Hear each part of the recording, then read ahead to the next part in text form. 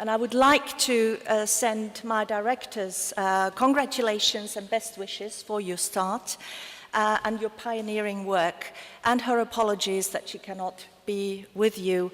But she's one of the women who doesn't have a glass ceiling, and a very dynamic one. Just to start off with, you are a very young agency. We're a bit more mature. We were already founded in 1975 and among the oldest agencies, or the first ones to be created, together with Eurofound, for instance.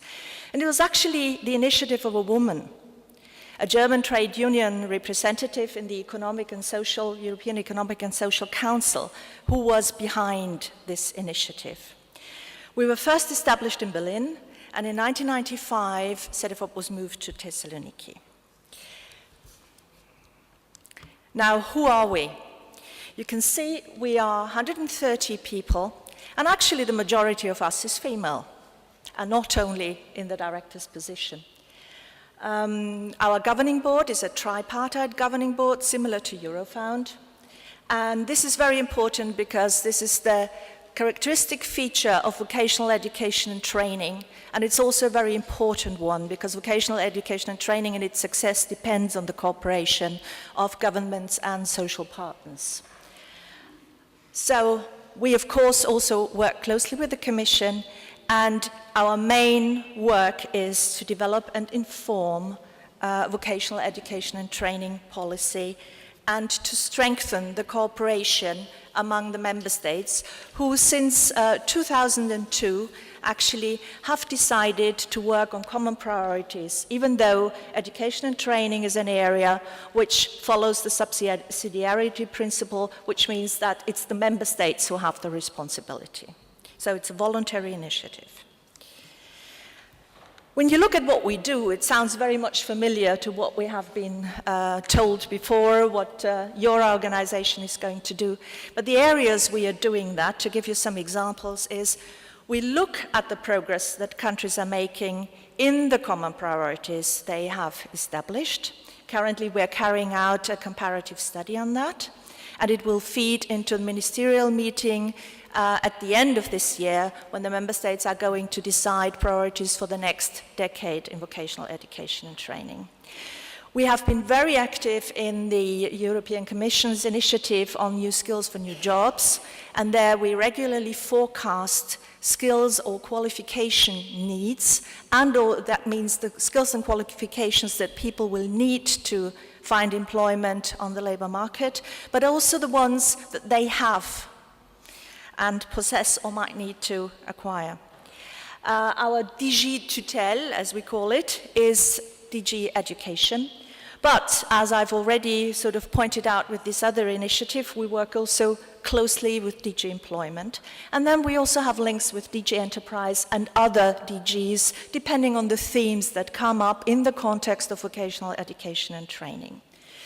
To give you some more concrete examples, what we're doing, we host a website which is the Europass, which helps people to make their skills and competencies visible. And for instance, we also do a lot of work to help the validation, the recognition of skills and competencies that people acquire outside formal education and training. Now, this work is gender neutral, but it could be extremely important also for women who acquire a lot of skills very often outside work and outside formal education and training.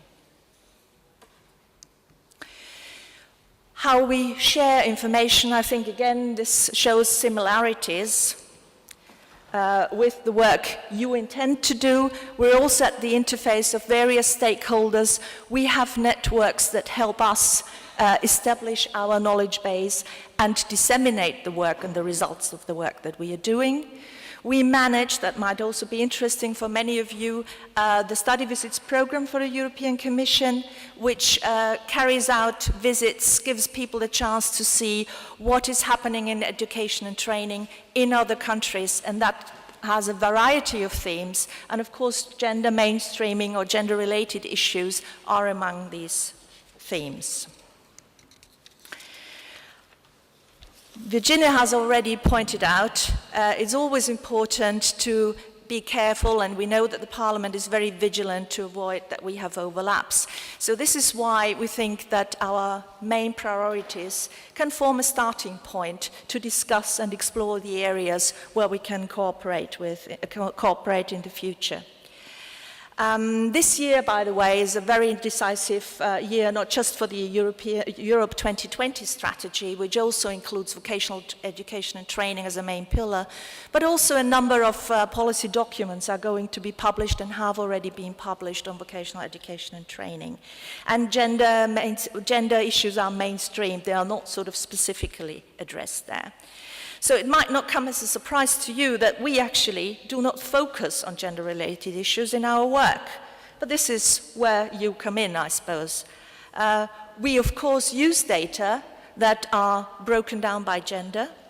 We look at them and we realize, of course, that gender aspects are very important to understand the developments in vocational education and training and lifelong learning, and also in the areas around it.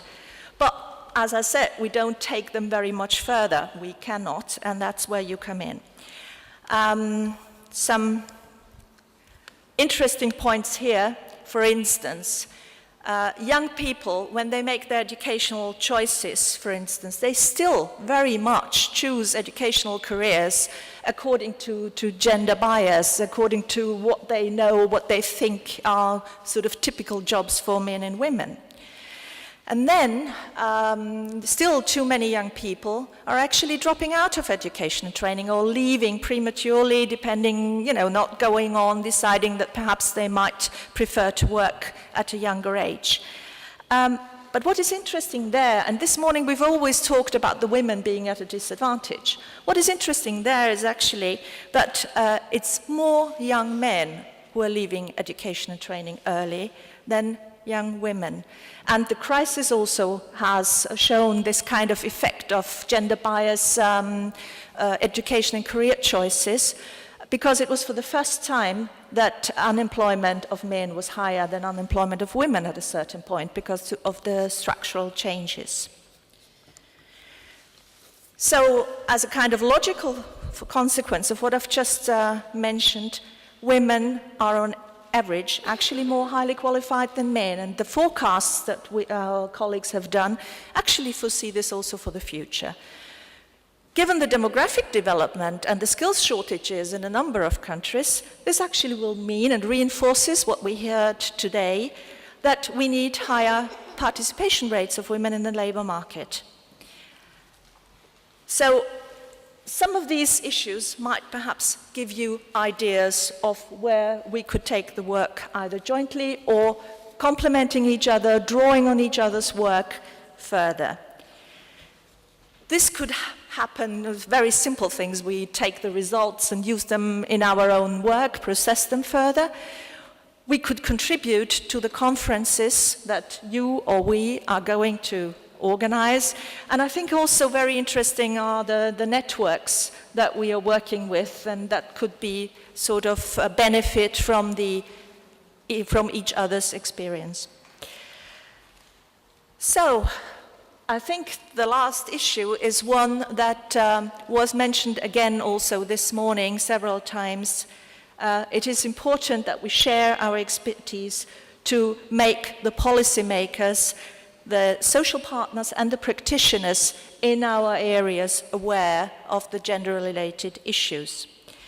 And I think our directors will have ample opportunity to discuss the issue further, perhaps also see how we can support with our experience generally of the cooperation with the Commission and among the agencies. And I think I'm confident that we will find good ways and good themes to cooperate. Thank you very much. I'm sorry I cannot stay on for the discussion. As Virginia said, I have to catch a plane, I have to go to the other end of Europe, and transport and mobility is not as efficient as we sometimes would hope for. Thank you very much.